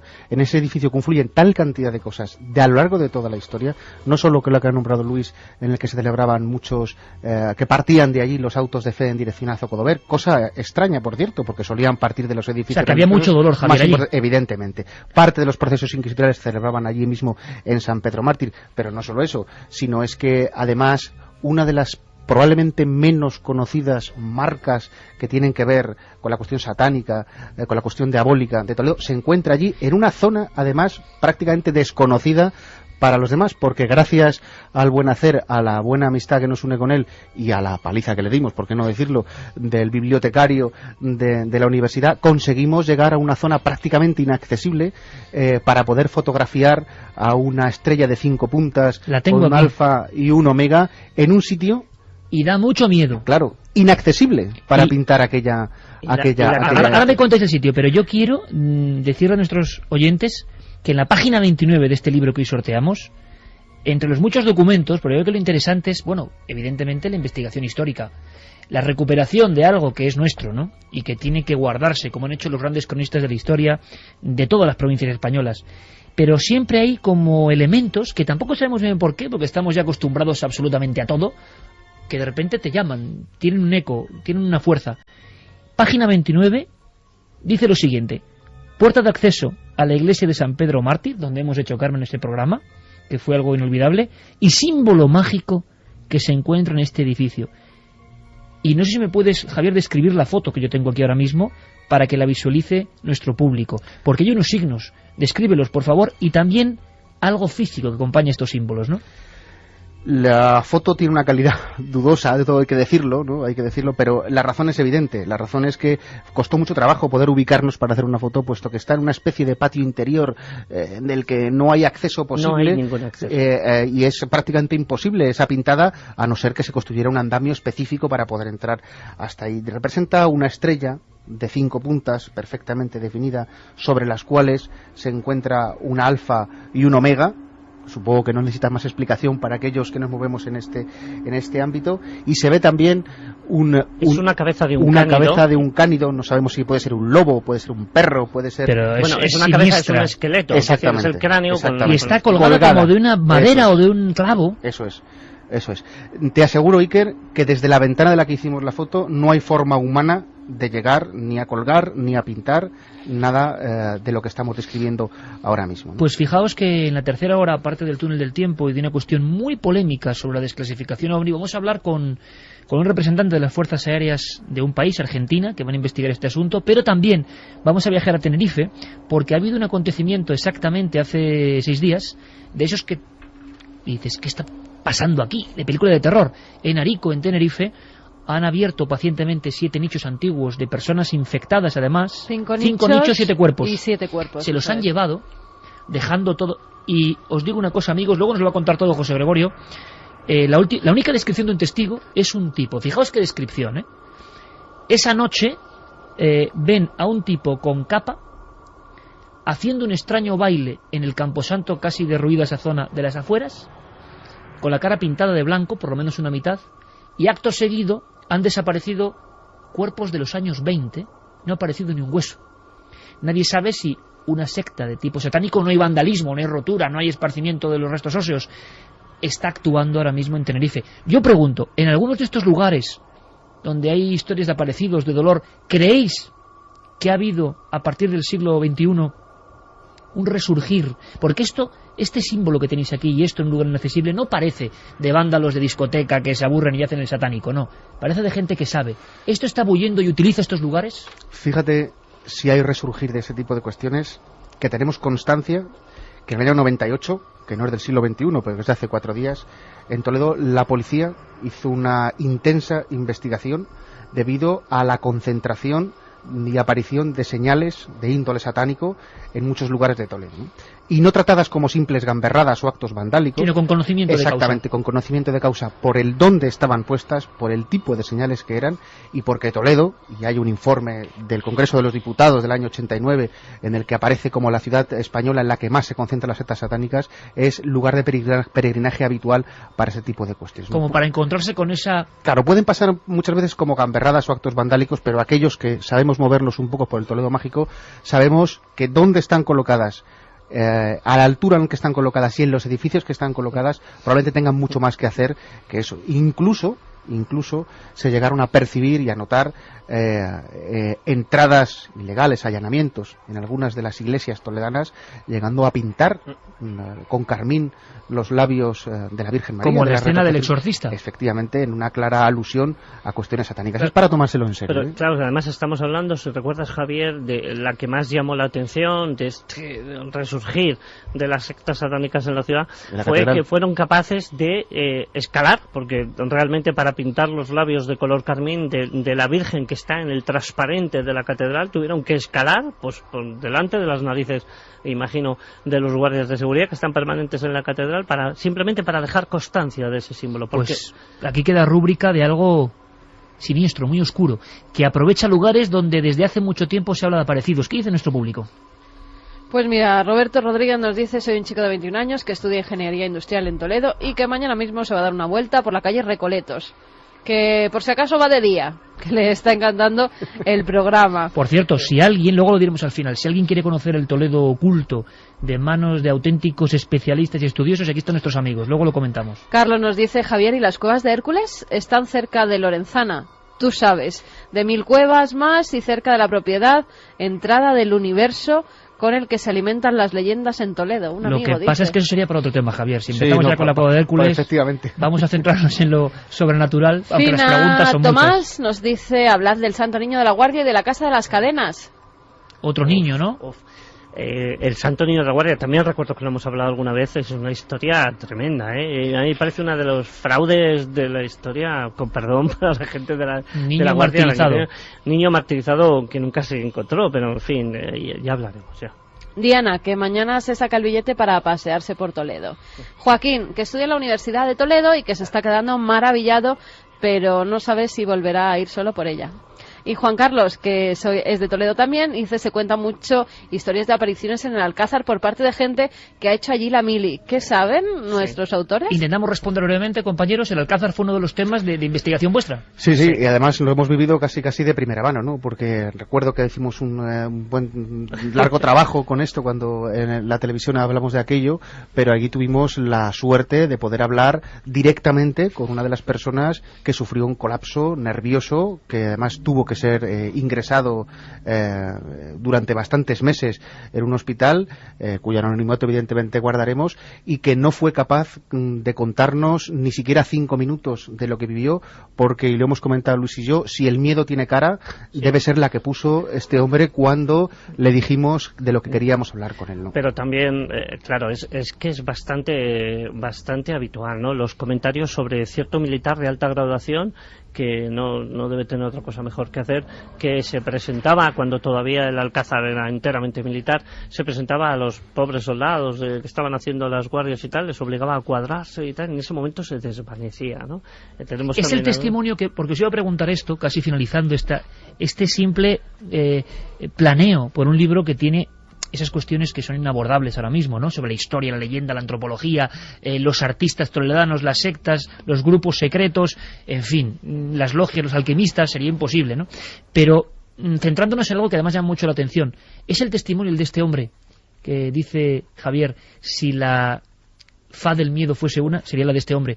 El que más os ha impresionado, ¿recordáis algún otro? ¿Algún testimonio? ¿Alguien que se haya contado algo que se os haya quedado en la mente? Yo recuerdo dos muy rápidamente. Uno, bueno, le conociste, es una compañera nuestra, una amiga, que vive en un conocido callejón de Toledo, que lo voy a decir, no tengo ningún inconveniente, que es el callejón de Alarife, donde ella, poco antes de que tú vinierais todos a hacer la presentación del libro, me estuvo preguntando que cómo era un Alarife de la Edad Media, que por qué se llamaba así ese callejón, que cómo vestían y tal, y entonces, según íbamos, yo le iba dando las humildes explicaciones de lo que yo podía tener como imagen a través de grabados y de pinturas y representaciones, y le mudaba la cara, ¿no? Javier asiente con la cabeza, porque ella estaba, de hecho, ha dejado la casa y se mudó, porque ella estaba convencida de que el Alarife, lo notaba, lo veía perfectamente en su cara. Y muy rápidamente, ya que ha habido tantos amigos y compañeros de la universidad, pues que se anden con ojo, porque además estarían encantados de venir a compartirlo con todos los oyentes y con vosotros, si tenéis a bien y os apetece, en la actual sede del campus tecnológico, donde yo imparto clases en una fábrica de armas. Los testimonios se agolpan, de cera de velas que aparece y que las mujeres de la limpieza lo limpian, al día siguiente vuelve a aparecer, pasos que se oyen sistemáticamente en las escaleras que hacen que los ujieres salgan y miren y allí no hay nada, pero los pasos siguen sonando, etcétera, etcétera. Y son una serie de compañeros que además son muy ujieres, que muy aficionados al programa, que están siempre diciéndole, oye, si alguna vez tenéis ocasión, que me encantaría contarlo, porque los testimonios lo vamos son a hacer, Luis. Aterradores. Javier, lo hemos dicho muchas veces, ¿no? Pero el ejemplo, es más, en este libro viene un anexo de los mejores libros de la España mágica, cosa que nunca se ha hecho. Qué bonito que la tradición continúe, y haya nuevos cronistas en el siglo XXI que hacen que no se pierda todo esto que es lo nuestro, que es lo auténtico, que nos hace diferentes a los demás. Y qué bonito también que el trabajo sea reconocido y se pueda publicar y otros muchos amigos que nos escuchan, a raíz de aquí puedan reinvestigar la mágica rueda del misterio y los contadores del misterio que continúa, ¿no?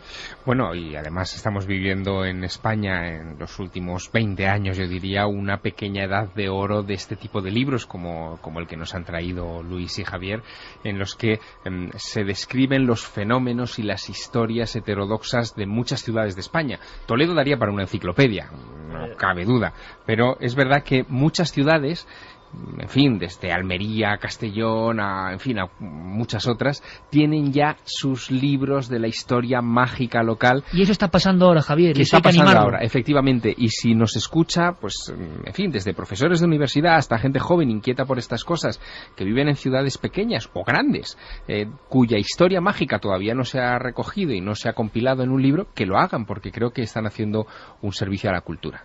Pues queda clarísimo, es la visita, la minúscula visita por las 1000 rutas que se pueden hacer por Toledo. Por cierto, Javier, Luis, que nos lo preguntan mucho, porque por fortuna, también hay que decirlo, ahora uno va a Toledo. Es que antes daba miedo esto, antes se avergonzaba de esto todo el mundo, hasta que se ha dado cuenta la gente que esto también es cultura, también es etnografía, antropología, misterio, y que se puede aprender mucha historia escuchando la historia de un aparecido y luego hablando del entorno, como ha hecho ahora Javier con esa cripta. Toledo en la noche. Si alguien quiere estar con vosotros, ¿dónde tiene que ir? www.entornotoledo.com. Entornotoledo.com. Ahí nos encuentran los sábados generalmente y los viernes, dando una vuelta distinta por Toledo, en el que, se lo aseguramos, lo van a pasar fenomenal. O muy mal.